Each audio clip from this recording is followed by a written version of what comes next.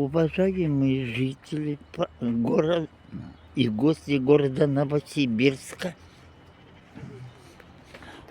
уважаемые жители и гости города Новосибирск, в пятницу открылся новый павильон японских макак. Пойду поснимаю японских макак.